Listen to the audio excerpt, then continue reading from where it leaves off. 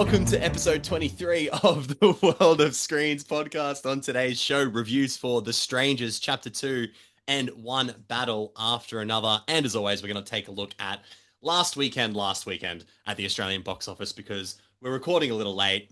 We being me, Nicola Barrett, the founder of Film Editor World of Screens, and the other part of the we, Peter Gray from the AU Review, Rotten Tomatoes certified critic man, joining me on this Monday night. Hey, Pete, how's it going? Hey, Nick.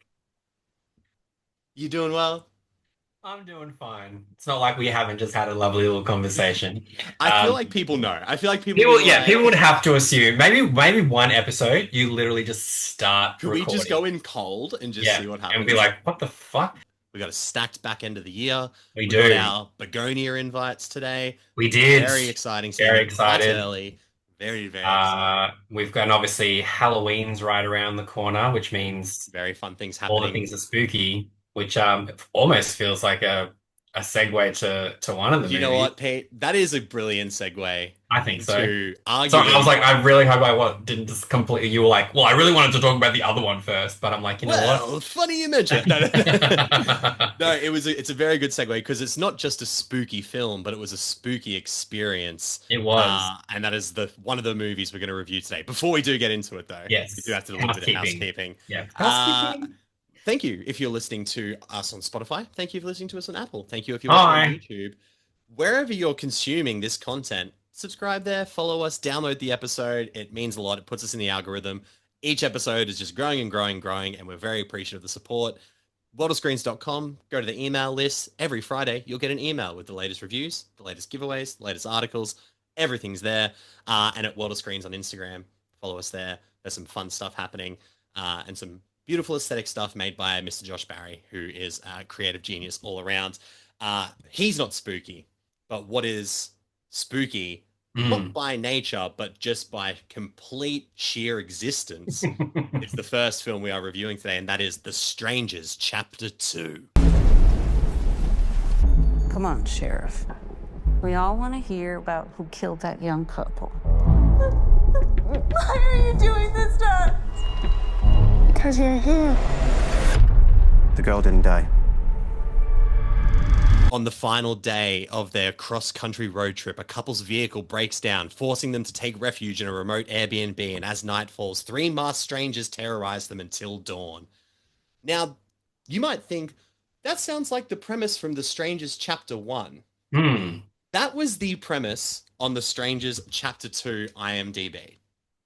Which, like, Kind of makes sense. kind of makes sense, but However, it really should specify like yes. after their car is It, broken it down. should be, and yes, after they have their been attacked. Airbnb's been terrorized.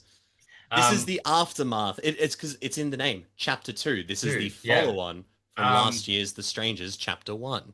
But also, given how lazy this movie is, I'm Well. not surprised that IMDb have just gone, nah, we'll just Yeah, because we'll just copy it because over. chapter one essentially was a pretty much not shot for shot, but like scene for scene narratively. Yeah, Chapter one was very much just ripping off 2008's The Strangers, which is a banger film.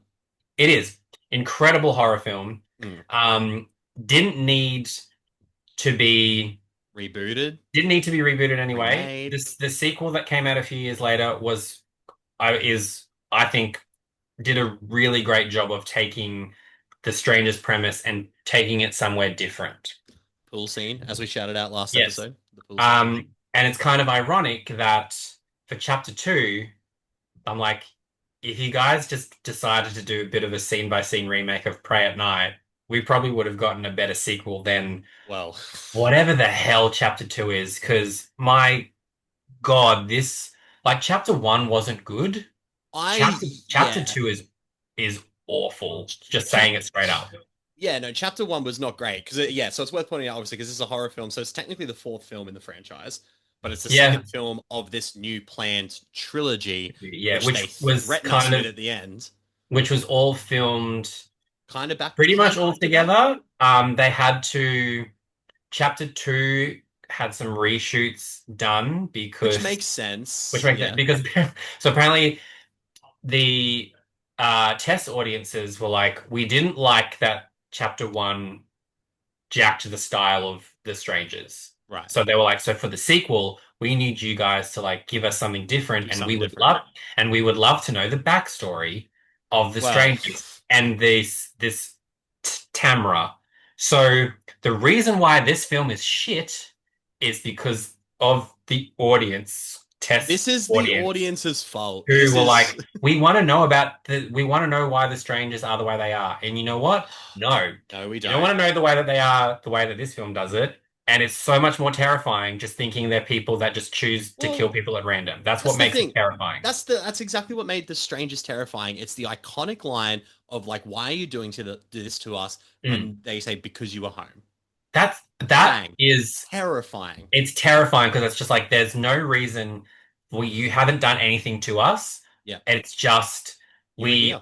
you were here and we thought, you know what? There's three of us, there's two of you. We've stalked you enough to know your What's dynamic. happening? Right? Yeah, We yeah. can absolutely just terrorize you. And they do. The first Yep. Strangers film, and I was like, and now I actually As am in the gonna 2008 the one, which is 2008 one brilliant. with Yeah, yeah, Liv yeah. Tyler and Scott Speedman is terrifying. It's living And there somewhere. I love that yeah, movie so much. I think I'm actually gonna do a Halloween rewatch. Yes, Yeah, yeah. absolutely. Because Um, you need to wash the taste of Rennie Harlan's The hmm. Strangers, Chapter And you know 2. what? Rennie Have a Harlan has watch. given us some great films. He gave us Cliffhanger. He gave Die us Hard 2, Deep Blue Sea. Deep Blue Sea, which we famously beloved watched on the monthly movie marathon in the So he's Drunk not a Shark bad episode. director, No. but he also doesn't have a great history with the horror genre. And he's not doing himself any favors with these films. Because like you said, I did not enjoy The Strangers Chapter 1, but I didn't hate it into oblivion. Like I I was the walked out and same. I was just like, I'm probably just never gonna watch that again. There was Hmm. bits I liked, there was a few jump scares, like it did it well. This movie is firstly boring. It's Yeah. essentially outside of this like the backstory that is getting explored that is totally unnecessary. That's giving very little substance to the strangers themselves. Yeah. Yeah. It's essentially like a chase scene. Like it's Yeah. one, and if you pitched me like a 90-minute horror movie, because this is only like 95 minutes long, Yeah. 95-minute horror film that is a big chase scene of a woman who's already escaped these people, who's in Mm. a town where she doesn't know who the killers really are. Don't Mm. worry though, the movie will tell you. The movie will telegraph you that Gabriel Basso is one of the Oh bad my guys. God. Spoiler alert, but don't worry, the movie will spoil it for you as soon as you hear the first fucking line of dialogue come out of his mouth. Yeah. If you pitched me the 95-minute horror movie chase scene, I'd be like, that's cool. That's very cool if you can execute it. Mm. If part of that chase scene is getting hunted down by a fucking boar in the woods, I start going, that's not what I was expecting. Yeah. Considering you have three villains already there to use and a whole town of people who you Mm. don't know who's in on it. I think you've got enough scares going on. Now let's add a boar in Yeah. one of the most It's so bizarre. elaborate, bizarre scenes. It's trying to go for its Revenant moment, and It was makes just no sense. and the boar CGI is pretty terrible. It's bad. It's a cheap movie, but It's a like cheap it was movie, bad. Can you yeah, imagine if that they put that in after the test audience? It's like we actually want backstory and a and boar. boars. Um, yeah, like it's one of those things where on paper Hmm. this movie almost makes sense where you just go, look, we're not going to, you know, recreate anything from the first one. Like we're gonna just keep with the tension. And yeah, if a 90-minute chase movie, I was like, that sounds great That's because awesome. because obviously stalk sequences are pretty much what people go to see. Like that's what you love from a slasher film. You want stalk Totally. sequences, you want kill sequences, you want chase sequences. And this film on paper Hmm. gives you that. It gives you her running through the hospital, through the morgue, through the woods, through different houses. It's like, and look, I will say Madeline Pesh is the Yes. best thing about this movie. She devotes herself to a film that doesn't She was deserve it. also the best thing in the first film as Yeah. well. By Yeah. far. By far. Um, but I feel it's just Rennie Harlan just doesn't seem to execute tension well. Like every scene that you're like, oh, this feels like it could be something. There's either he either puts in a certain shot or he just I don't know, everything was There is some telegraphed too much, baffling cinematography in this movie. and Some truly baffling cinematography. and like you sort of go, all right, well, if you're not gonna scare us, at least give us like gore. And there's nothing Very here. little. It's a lot Like, of off-screen shit, yeah, which for is a movie which that is gets a weird. higher classification in Australia, was rated for like strong blood and Blood and gore and gore. horror violence, Yeah, and we got none of you that. get nothing. Neither of those. Well, yeah. Because Whereas like the first one, I think, had more gory stuff, and it was rated M, if I yeah. recall correctly, right? Yeah, And I said this to Nick when when we messaged and we we were were like, talking back and holy forth. Yeah, shit. There's because one you scene actually where because you saw it before oh yeah, me, yeah, yeah. and In you the were like, but you know what? I saw it and I in the saw it the cinemas. best way possible in a cinema entirely by myself. I loved it Were so you at the much. screen? You were like, "What the fuck is going on?" The ball comes up. You're like, "What the fuck?" Oh, I was like, it was one of those ones where I was like, oh, it would have been great to see it with Nick because you and I would have just been like, what the We would actual? have It been would have been ripping our, it. it would have been our Yeah. Don't Breathe 2 moment. Which is still one of my favorite cinema Yeah. experiences. That's great. But no, there's one scene where she's hiding from the one of the masked killers and she goes into the morgue and Yeah. hides in one of like ref Oh yeah, the morgue drawer the morgue things. Yeah, drawers. the body And holders.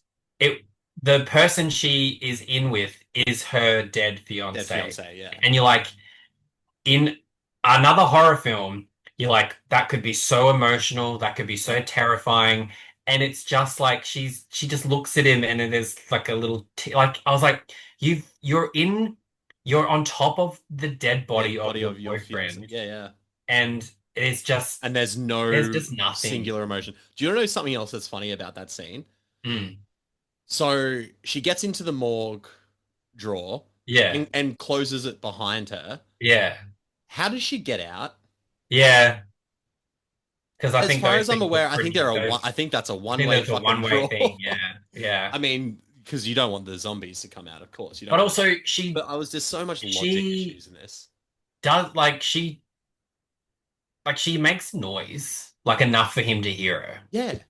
Like And he doesn't look. He yeah. doesn't look in the It's fucking because so he hears another thing yeah, and but but still it's like it's like the typical thing of like, oh, that's convenient because otherwise he would kill her. but even that scene's not that long. Like, you know what I mean? It doesn't take Yeah. it could have extended it with the emotional tie for sure, but like there is just no sustained tension Yeah, in and the she just film. and it's just running from one thing to another, Ugh. and then she meets like this, red herring characters, and like Yeah. Gabriel Basso is like not a red herring. He's straight up like you're a You killer. know he's a villain But like straight away.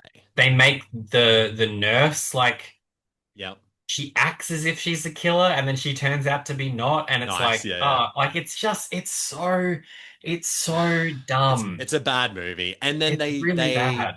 they Horizon chapter to us where Yeah. at the end of the film they go to be continued and there's like a sizzle reel of the third The to film. be continued felt like a threat. It literally Like it felt very much like, and you're like, oh, it was the scariest part of the film and knowing I have to sit through another and Stranger's film next and the year. annoying thing is, I will absolutely be seated for chapter We're three gonna have to because do I've it. sat through two of them, We may as and well.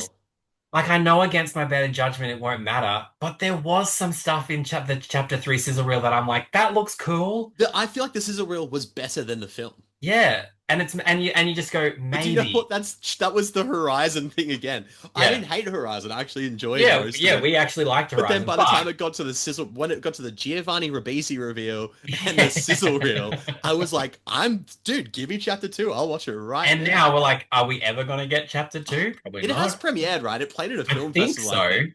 But then I think he's like He's like, trying to finance I'm not- three and four. yeah, and you're like, that's not gonna happen. But Sorry, Kevin. But yeah, it's like chapter three, you almost go Mm, like chapter three needs to be yeah, an incredible horror movie to make one and two worth it. worth it. Yeah, Because there is some things that they showed in chapter three that I was like, if this is executed correctly, this could be really interesting with certain power dynamics and power totally. shifts, and it kind of looks like She can be. It's like a she revenge becomes film almost, yeah. right? So I'm Yeah, like, yeah. oh, revenge film, Done. great. But Sign us there up. is, but basically, I'm like, it'll be shit if one and two are anything to go by. But I will see chapter three, and regardless of the American box office, it technically had a good weekend It did all in right. comparison to its budget. Totally. I 100% agree. Yeah, So I it did do okay. think Chapter 3 will get released because it's been filmed. Yes. Yeah, yeah. So pretty much the budget for Chapter 2 is pretty much bled into Bled Chapter into 3. chapter 3, yeah. So So I think we'll get we will it, be seeing it. and it'll just be one of those ones where you go, great, we're done, and just leave the strangers alone. Or if you decide to reboot it, just Bring back Brian Bertino. yeah, Did or answer. or can't remember who did the second one, but Pray at Night was just like such a breath of He fresh still air. wrote, Brian Bertino still wrote the second Yeah. one. So So yeah, but yeah, if you're a not horror fan, not a strong don't recommend for this one. just watch the original and the sequel, Yeah. but not Chapter 1, Chapter 2, Chapter 2. But because it's bad. maybe hang out hope for chapter 3. We'll see. Yeah. You know what? Uh Wait a year and we'll tell you if Chapter 3 is worth it, and then you can watch all three together. Because maybe as one big like 3 hour yeah, movie, it'll be it might actually work. might actually Maybe work. that's Rennie Harlan just being like, it's like the no, hold up. The third act of this is where it really will start kicking off. Yeah. Like, I'll Well, believe it when I fucking see it, Mr. that's it, Harlan. Rennie Harlan. Go back to making Deep Blue Sea or Cliffhanger or something. I mean, he's a gem of the 90s, and maybe sometimes you just need to Yeah, stay like there. just gonna stay in the 90s. Yeah. Something that was not in the 90s Mm. was the first film we're going to talk about in the Australian box office from last weekend. Bing Bam Boom. What a segue. We're looking I back was really interested to see where that was going. because the movie that came in at number 5, or obviously thank you to Numero Box Office for supplying the numbers for the Australian box office. So this is the release weekend of our last episode, which was Big Bold Beautiful Journey and the Bad Guys 2. So debuting at number 5 was a Big Bold Beautiful Journey at Okay. $770,000. Yeah, I mean, It did not have you do- seen it yet? I have not. No. I will wait till it's out on VOD, and I have nothing to do. Um, Sorry. I'm not surprised that it's kind of just done. Just done nothing.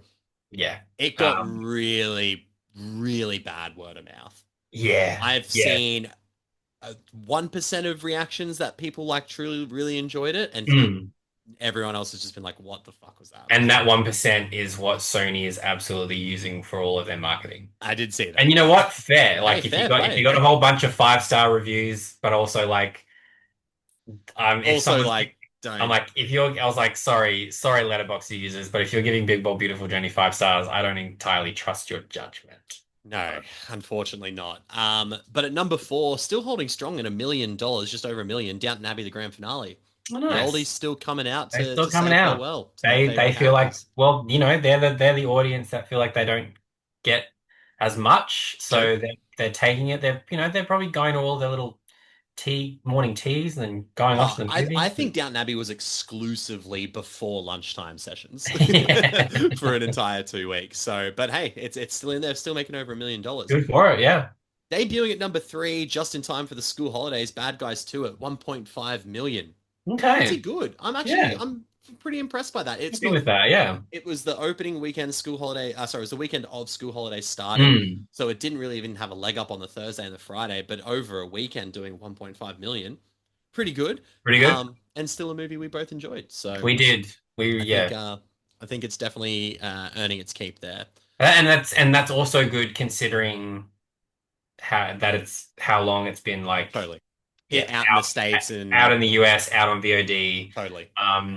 So that's very promising. Very promising that people are still, people are taking their kids to the cinema and taking families to the cinema, and and it's a really good. It's as we said, it's a genuinely good family film. It's a blockbuster kids that movie. hits like kids, adults. It has all of that. Totally. Yeah, absolutely love it. Number 2, and this has just been the shock movie. Like everyone's like, we can't believe this is done as well as it's done. 600 million worldwide. It's currently the number 8 grossing film of the year around the world. Demon Slayer, Kimetsu no Yaiba, Infinity Castle made another $1.5 million. Wild. Over that weekend. Absolutely crazy. I like anime. I think we said in the last episode, like I'm a fan of anime. I have a little group chat of little anime nerds, and we have just been sending each other reels about Infinity Castle for the last 2 weeks. We can't stop talking about it. It is, for me, one of the best anime movies I've seen. Which is saying a lot because there's some great ones out there, but if this is the reaction, both financially and critically, to these films, and we know There's Sony have more to said they are come. committing to Yeah. more, that excites me, and that excites me as just a normal movie fan. That Well, yeah, that's this it. It's could like be the fact stimulated that, by this.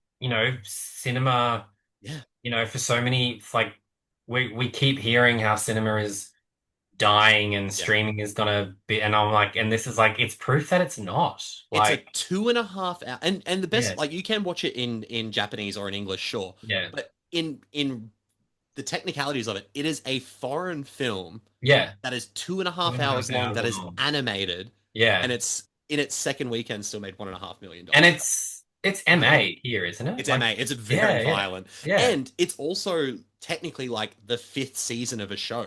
So yeah. if you really want to get into it, you have to watch 4 seasons of this show, another spin-off movie, and then this movie. And but it's quite interesting how you're like, see, Marvel, this is how you can possibly do this sort of stuff. Like, Exactly. no, Exactly. it's just, I think just from a like industry perspective, it's so great that a movie Agreed. like this exists. A movie like Makes me this so happy. went to cinema. It's doing really well. It's Yep. proof that like people will turn out for what they want to turn out for. 100%. And and every time I see a success story like this, I'm like, cinema's not dead yet. Not at Like, all. we're still there. And I feel like, Gives me the hope. next movie we'll talk about is sort Yes. of adding to the Well, yeah. cinematic necessity of it all.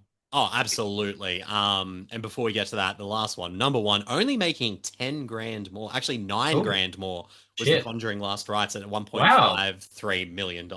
So Wow. still making So shitloads of hot now. cash. Yeah. Um, People are here for horror. Horror Yeah. has been one of the strongest performers this year. Whether it's IP or not, it's just cool to Yeah. see Warner Brothers having a gangbusters year, Oh, fantastic year. making some cool decisions. I know we've been hard on Zaslav before.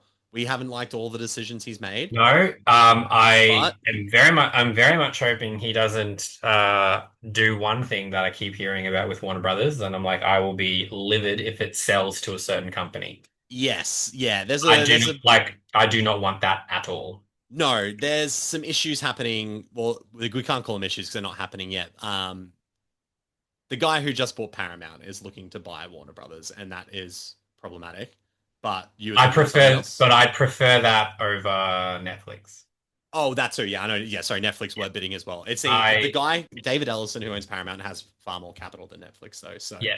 he would easily Because I just outbid them. because my thing is with Netflix, I'm like, there goes a lot of Theatrical, there theatrical, there goes. goes a lot of physical media, there goes a lot of that. As much as Netflix keeps sort of saying like, well, if we put a movie in If we cinema do and be this, yeah, like, yeah, yeah. then fucking do it.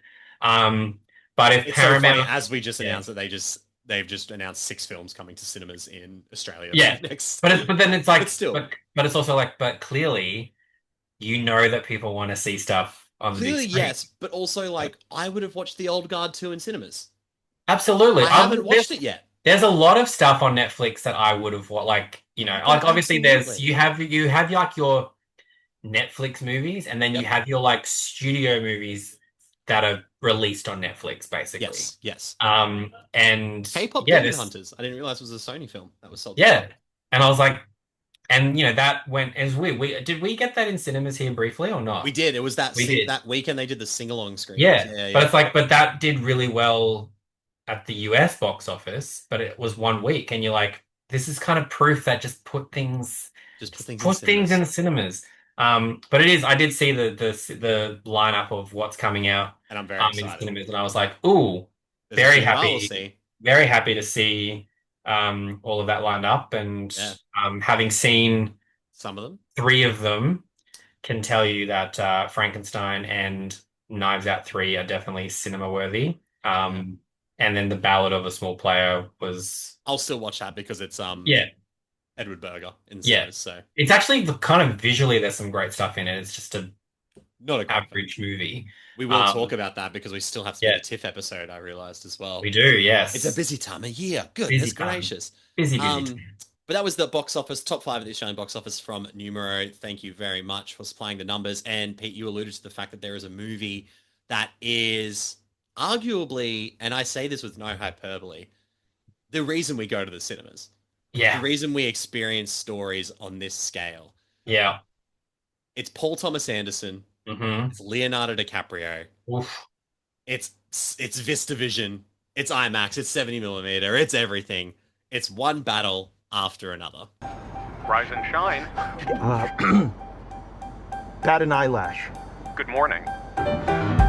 There are no hands on the clock Why? because they're not needed. What time is it? Fuck. You know, I don't remember that part. All right, let's just not nitpick over the passwords.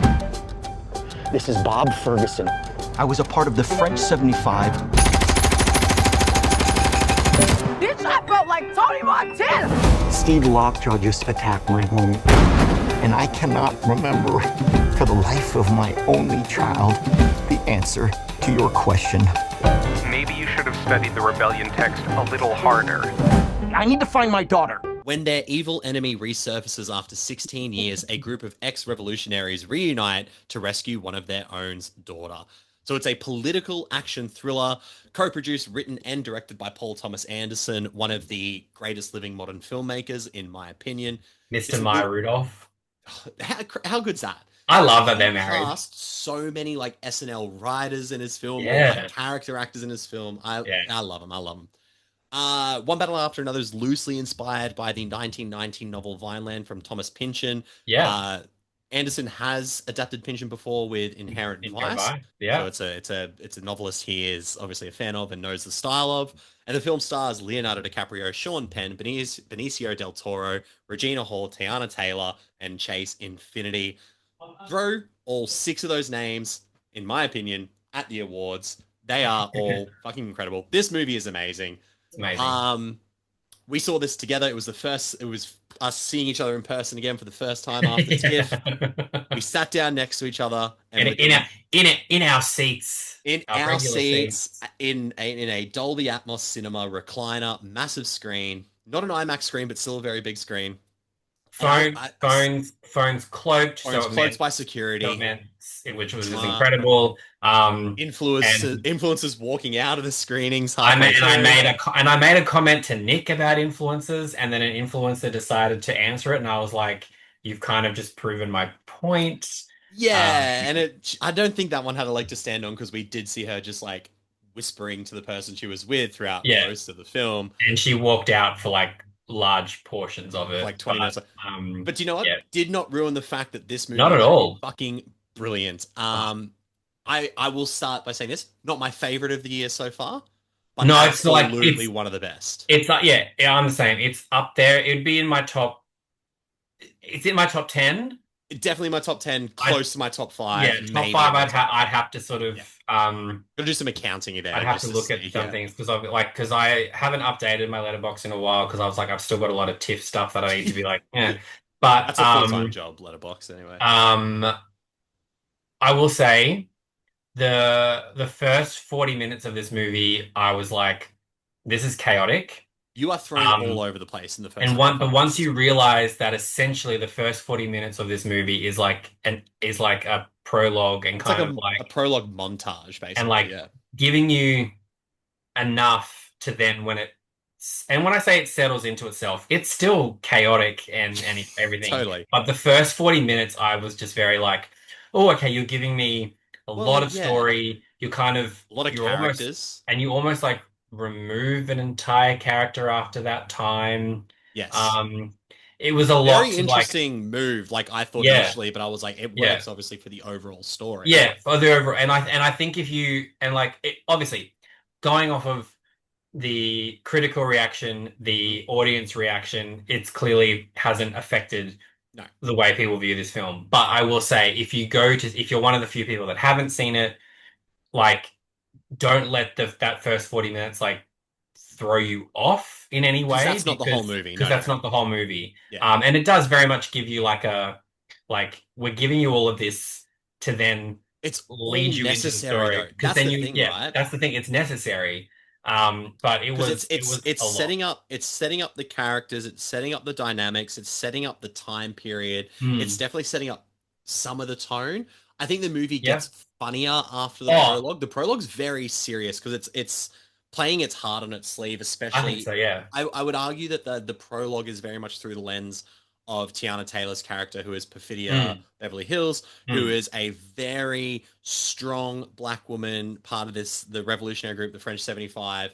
And it's I think it's important to be like, and I don't want to sound like a fucking like white podcaster being like, oh, it's important, but like the movie is about black women independence and strength, and because Leo's in this film, Yeah. but he's part of an ensemble, really. Oh, yeah, When you think about it, like like this is far more a movie about Tiana Taylor, Chase Infinity, and Regina Hall's characters, and Leo and Sean Penn are kind of like there to propel narrative along. and it's like, but it's funny because like Tiana Taylor and Regina Hall, they weren't in it as much as I was expecting, Sure, sure. but their characters are so important to So everything that ingrained in the happens. story, yeah. Once Chase Infinity comes into it, she's She's a revelation. like She's so fucking she's good in this. incredible. And it's funny because it's like because going into this, I obviously heard everyone saying like, "Oh, it's Leo's big Oscar play." Absolutely, I'd be Totally. shocked if Yep. he doesn't get a nomination. At this stage, I was like, he Could win. win. He could win. Yeah. Obviously now we've got reviews coming out about Daniel Day-Lewis, and it seems like he's giving a typically amazing performance. PTA alum Daniel Day-Lewis, yeah. Yeah. But I heard a lot of people say like, you know, Tiana Taylor will be the supporting Shoo-in, actress right? nod. Yeah. And I was kind of like, I I was like, agree. Chase Infinity I is agree. like, She's a yeah, like presence. Tiana Taylor, I just, again, as important as her character is, she's not in it enough. But then once Chase Infinity comes in, Chase Infinity is, she's so good. There Like, is, her performance is yeah. incredible that I was like I feel like that's the play they should be going. If they're gonna like push a Yeah. supporting actress, push Chase With Infinity, Chase Infinity. I think.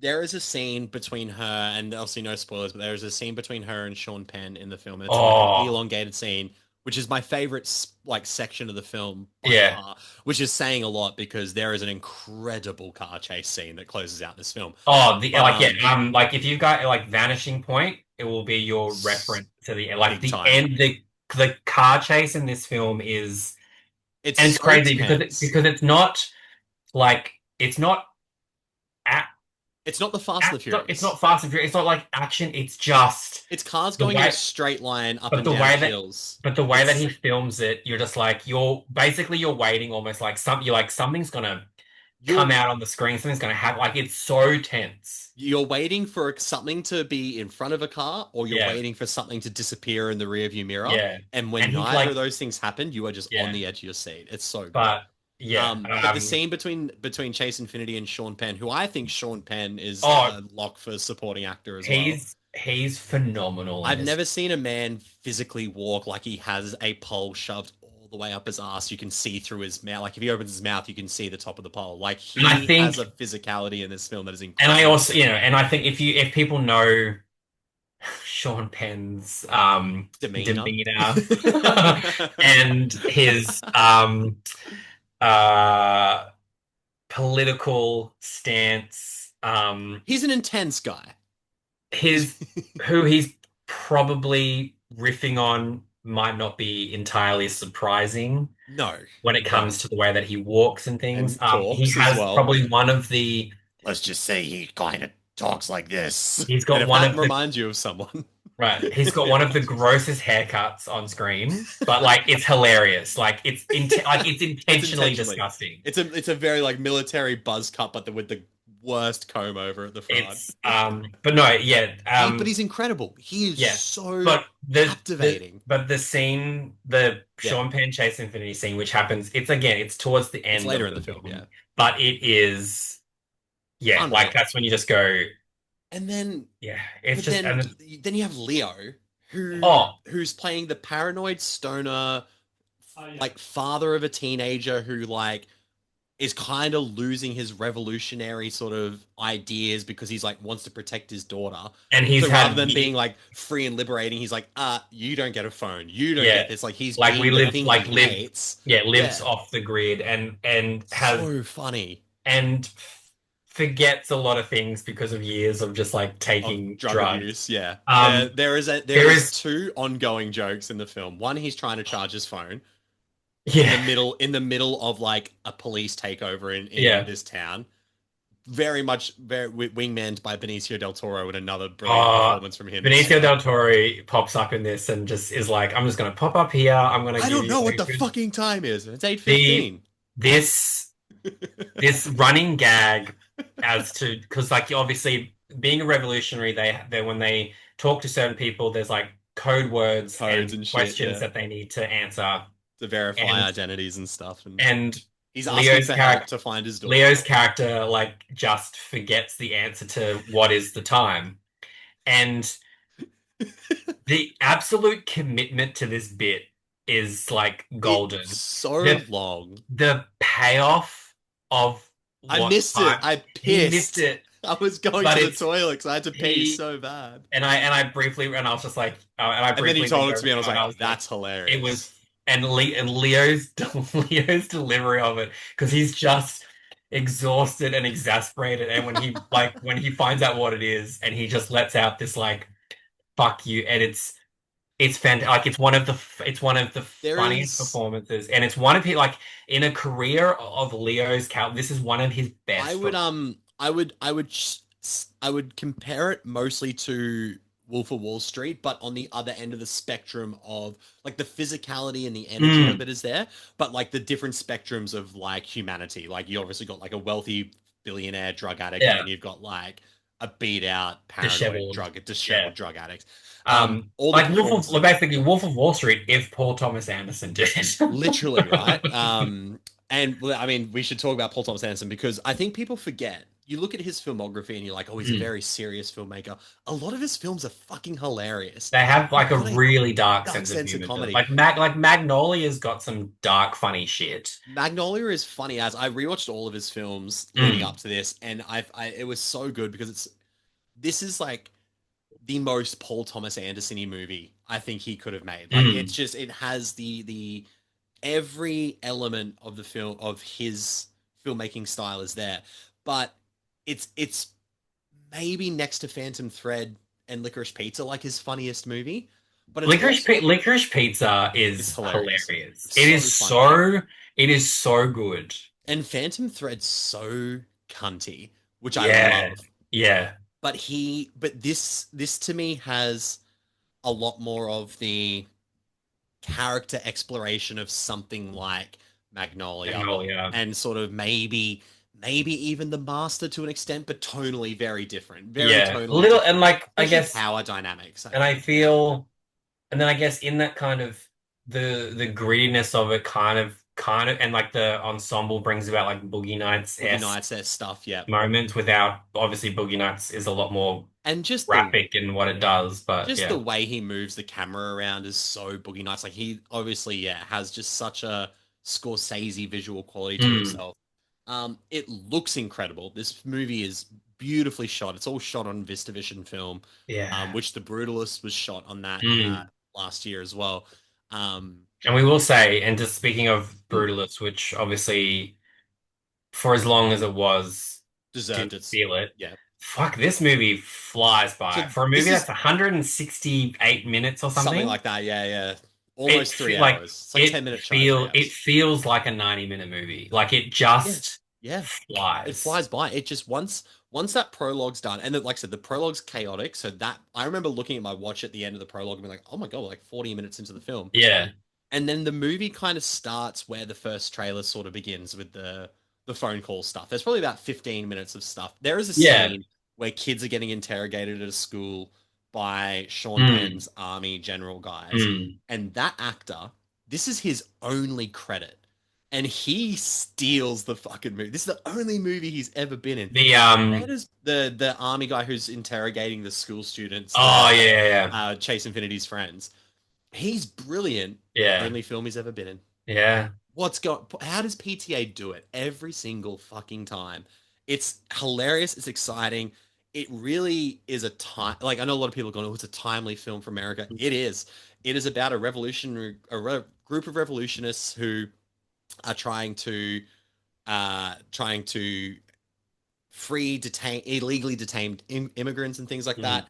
And it's like they're attacking big corporations and banks and things like that. And it's super timely. It's a very significant, important film. And without saying too much, because I didn't know about this going in, but there is a kind of secret society aspect to it as Oh, well with Sean Penn's character, with which Tony is Goldwyn popping up and who is Tony Goldwyn. he's so Jim good. Jim Downey's in it as well. And Oh if you don't my know Jim God. Downey, he's fucking hilarious. He used to write for SNL, but he recently had a clip on Conan O'Brien's podcast where Mm. he did this whole bit where he was a friend of Jeffrey Epstein but didn't know about the sex crime allegations. And Conan's telling him all these. He's like, yeah, he's like Jeffrey Epstein. He's, oh yeah, Jeff, I love that guy. What's that? Well, he's dead. Jeffrey Epstein. He's not dead. Come on, it's a really funny bit that goes for Mm. so long. He's one of the guys in this club. I don't want to say the name of the No, club we because won't I say the name pissed because myself laughing. the reveal of the name But and it's what they what they like how they we'll greet each say other. is it like in a version of they're not saying Hail Satan, but they're like hailing to a particular person and It's it's so fucking funny. hilarious. But and the thing is like it's fucked up because they're obviously a white male supremacist group. Mm. But some of the biggest laughs come from those conversations because of how fucking ridiculous it is. And And then Sean because Penn's of like childlike desire to be accepted by yeah, this and group especially because we know of the kind of women that Sean Penn has a has an penchant affection for. for. I guess you could say, yeah. Oh my God, it's just It's it's it's so clever. perfectly Like written. it's so clever. It's perfectly written. So it's funny, it's exciting, it's thrilling. It's got a hell of a car chase. It's got a hell of a shootout. It's Mm. it's important. It has a lot to say about the current state of politics, about the current state of racism and classism, all bundled in a 2 hour and 40-minute movie that feels 100 minutes long. And People are calling it a masterpiece, and I yeah, kind of can't disagree with it. yeah, like it's so funny when, all of these films from like the like 60s, 70s, Yeah. 80s, even the 90s, it's like they're all allowed to be called masterpieces, but it's like, are they only allowed to be called masterpieces because of the time Like in separation? retrospect, right? Yeah. Like, why can't a film that has come out in the last 5 or 10 years be considered a masterpiece? Like, you I look at something yeah. like One Battle After Another, like you'd be like, The Brutalist can Yeah. be considered a masterpiece. Parasite Like, would be in there. yeah, it's like we shouldn't have to retrospectively look at things and just go, yeah, it's a masterpiece. But it was when it was When it released. was released. So Exactly. we Yeah, should yeah. be allowed to say One Battle After Another Is is a a cinematic masterpiece. masterpiece. And it's And like, it's from a director who has had nothing but hits. Even yeah, Inherent Vice, which I think is probably one of his lesser films, I yeah, still enjoy aspects of, very yeah, much so. His yeah. first film, Hard Eight, comes across as a first film, Mm, but I'm like, that's a bold first film for a guy who won the money to make this film from the Sundance Film Competition. You know what I mean? Like, yeah, incredible. So I think whether you think this movie is a masterpiece or not, and we're definitely, I feel like we're both leaning in the camp of yes, it is. yeah. Paul Thomas Anderson is one of the greatest filmmakers working Oh, today. 100%. You put him up there with Scorsese. Yeah. You'd put him up there with fuck. I don't know who else is like touching the Well, level I mean, these I know two that they're are. not around. I was like, you put like, I know that he's not around anymore, but you put him up there like Kubrick, Kubrick, you'd put up there like yeah, just one of the greatest Spielberg. filmmakers of Spielberg. Just these filmmakers who have such distinct styles, which are Mm, often homages and honoring films that have come before. mm. Sure, Tarantino. Tarantino, Yeah. absolutely. There were times when I was watching One Bell After Another, and I was like, I could see Tarantino doing this. Oh, big Like, time. Yeah. yeah, There's yeah, times I feel like PTA could have done something, I don't know, fuck, who knows, like PTA's Inglorious Bastards. PTA could have done Once Upon a Time in Hollywood, you know what I mean? Like, and I was like, PTA could have done Kill Bill Volume 2, ooh, that would have been very interesting, I actually. Yeah. think. Yeah, But all these guys came up in the 90s. They were making yeah, films in the 90s. They were all and they hanging out made with each other. and they I've made heard this story of an actress who it was an actress or a journalist who did cocaine one night with Quentin Tarantino and Paul Thomas um Anderson, Fiona um, Apple, Fiona Apple. the And singer. She was like, I'm never doing cocaine ever again. she was like stuck in the cinema room with them and they Yeah, just did coke and talked about movies. And she's like, it was the worst experience of my yeah. life. And I'm like, sounds kind of cool.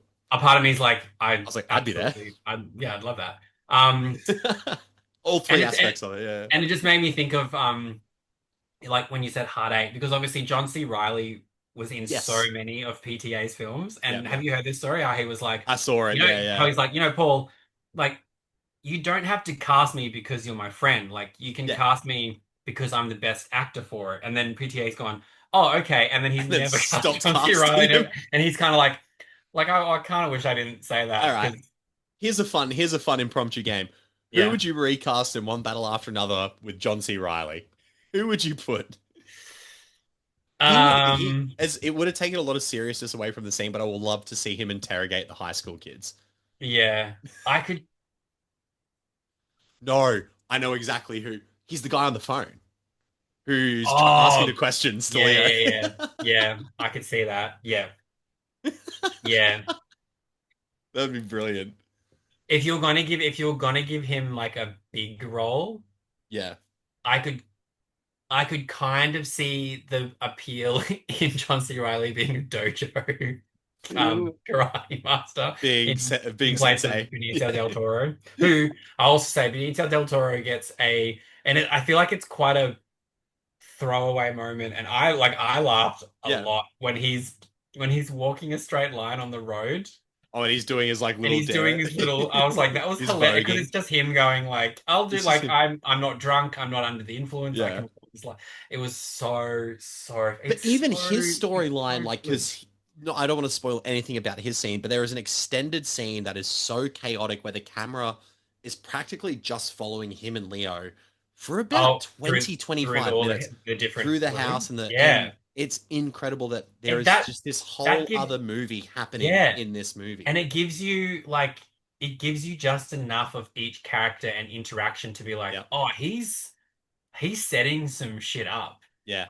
And yeah, you almost feel like, oh, I kind of want to go back to the house, like just There's to, a whole nother world, a whole nother um, story happening there. but then that's also just the brilliance of PTA where you just Yep. go, he's given me enough that like, yes, I'd obviously love to go back to that story, but I Mm. also don't need that story to He, be like yeah, finished.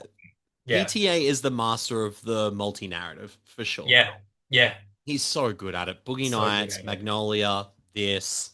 Licorice Pizza to an extent as well has like a bit of a multi-narrative aspect to it. He's so good at building characters and building worlds and then creating such an intriguing and entertaining way to view that without sacrificing interesting explorations of Yeah. human nature and dynamics and politics and all of this stuff. So And we'll One Battle say After Another is fantastic.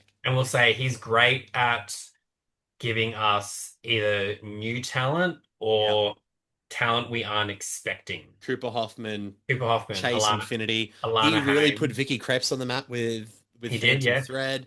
Like no one was barracking for Mark Wahlberg in a Mark serious Wahlberg role before Boogie before Boogie Nights. Nights. John C. Riley as well. Like he Yeah. sort of Like hadn't You got Gwyneth Paltrow in Heart in Hard Eight. Eight. Yep. You're Philip giving Seymour Hoffman. yeah. Boogie Nights had the cast of Boogie Nights is So good. wild when you That's realize, such a holy good shit, movie. you all went on to become like massive stars. Huge. Huge. Huge. That movie fucks, and not just because it's about porn.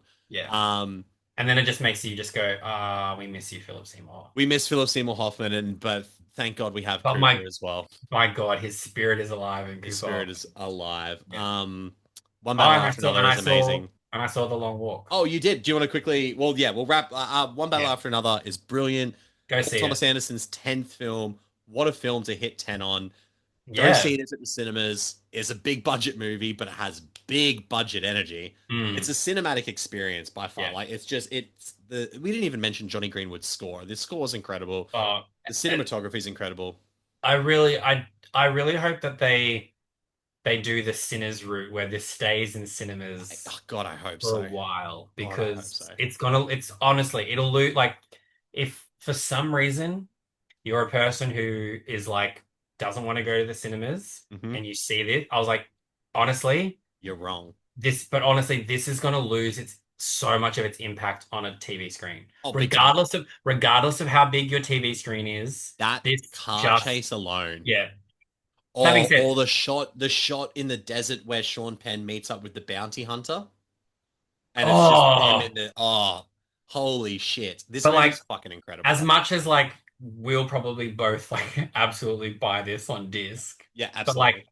this 4K should day like one you should not this the first time you watch this film should should not be in be the on a cinemas. TV screen. Like just get off your ass and go see this in the cinemas. I was in Canberra this weekend gone, and I had some free time on the Sunday, and I Mm, was like, I'm gonna go check it out in IMAX. And I mm. looked the night before, and it was already sold out both sessions. And I was Like like, you know what? I so can't even like be mad. yeah, like that sucks, but also like amazing. But I'm also like, if that means everyone there is maybe seeing it Yeah. for the first time, I'm like, that's my sacrifice to make. I'm a pariah for cinema. I'm the French 76th. But I I think saw but the amount of people that I saw taking yeah. photo like of the because they showed it at Palace in 70 Oh, in the mil. 70 mil, and so many people at the holding screen for And a that. lot Yeah, of yeah, people were like, "Don't worry, this wasn't like yeah. this This wasn't was the from the." holding screen before the I was like, film. "It's the Yeah, holding yeah. screen."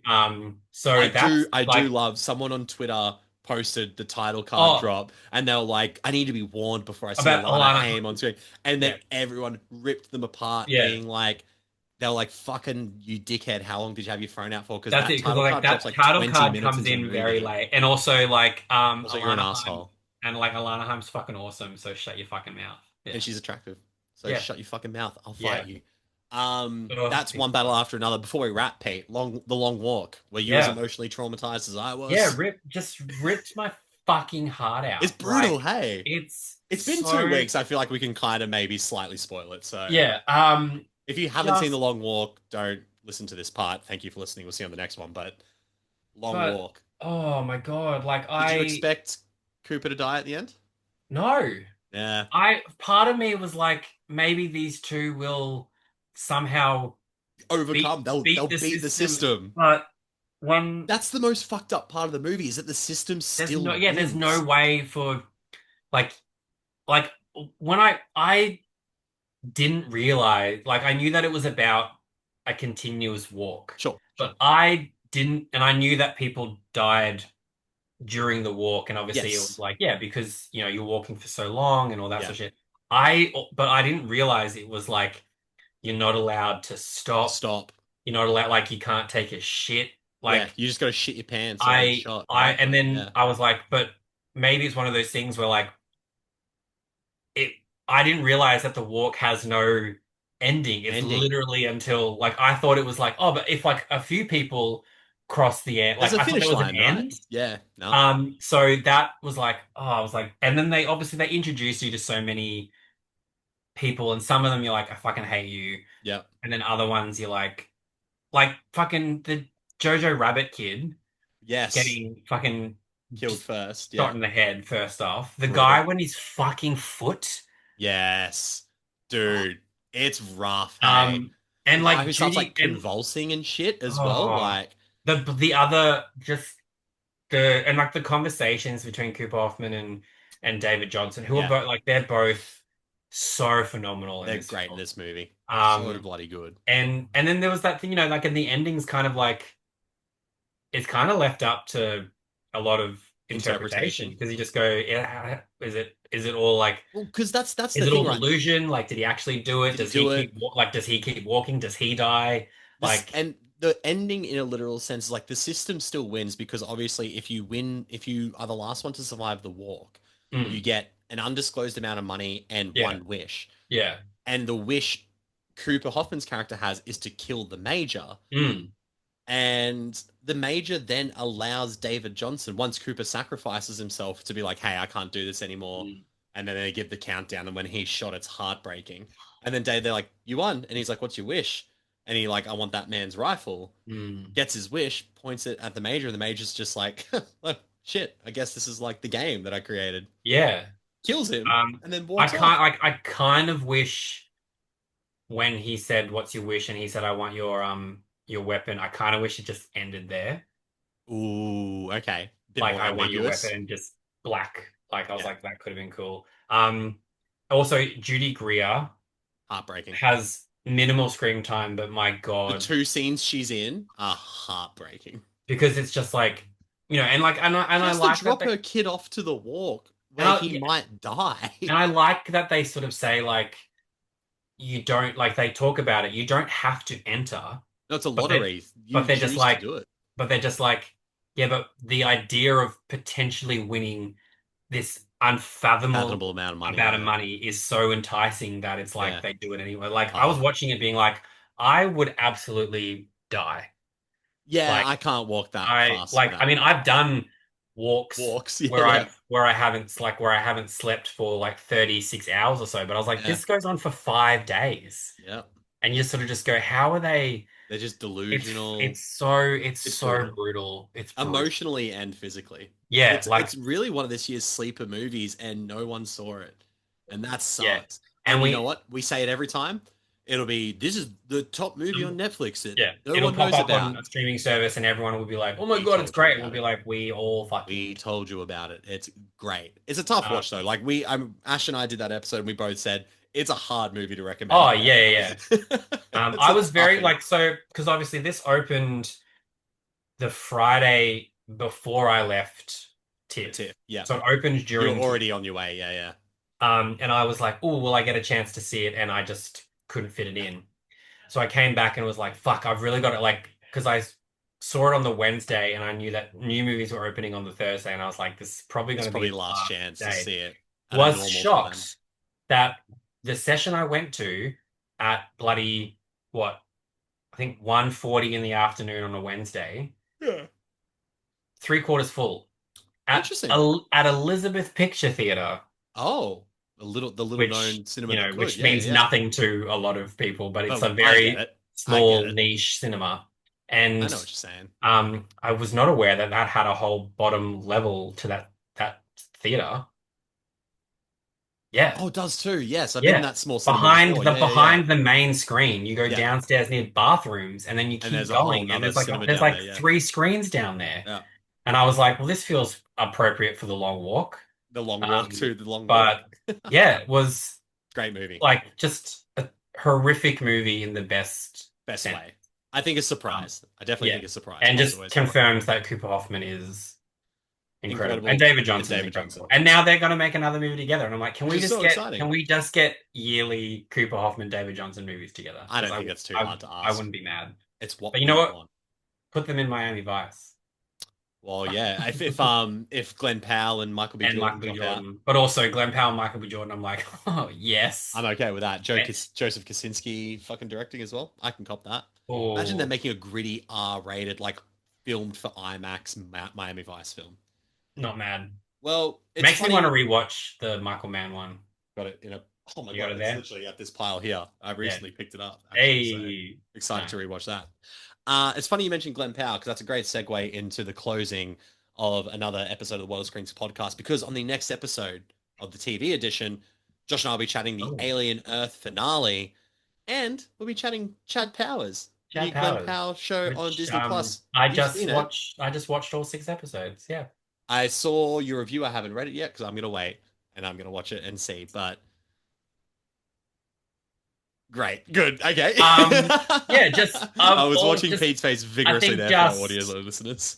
it's not as it's funny. But It's not as I think for this premise, you kind of expect it'll be a bit farcical. But it's And I was shocked at kind of how cynical the show is. interesting. And I really want to like have to wait until fucking like late October. But my God, the episode 6 when it ends. Oh, is it coming out weekly? Yeah, so they dropped the first 2 this week and then it goes weekly. Fair. I don't mind that. I don't mind that drop. So yeah, I really want to talk to you about episode 6 when it drops because Okay. yeah, you'll know exactly what I'm talking about. Okay. Yeah. All right. But it's just further proof that Glenn Powell is like he's got so many like He's a goddamn star. strings to his bow. He's a goddamn star. But yeah, I'll be very interested to Okay. see what you think of Chad Powers. Pick up this conversation in late October. Yeah. But that's the TV edition of the podcast. And on the next movie edition, Pete and I will be chatting the sports horror film Him and the sports drama film The Smashing Machine, both coming out in Australian cinemas this week. In the meantime, though, head to worldofscreens.com for the latest film, TV news, reviews, articles, giveaways, and much, much more. Thank you all for listening, and we'll see you on the next episode of the What Are Screens podcast.